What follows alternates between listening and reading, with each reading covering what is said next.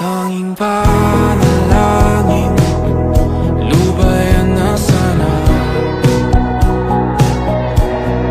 Dahil sa bawat tingin, mukha mo'y nakikita.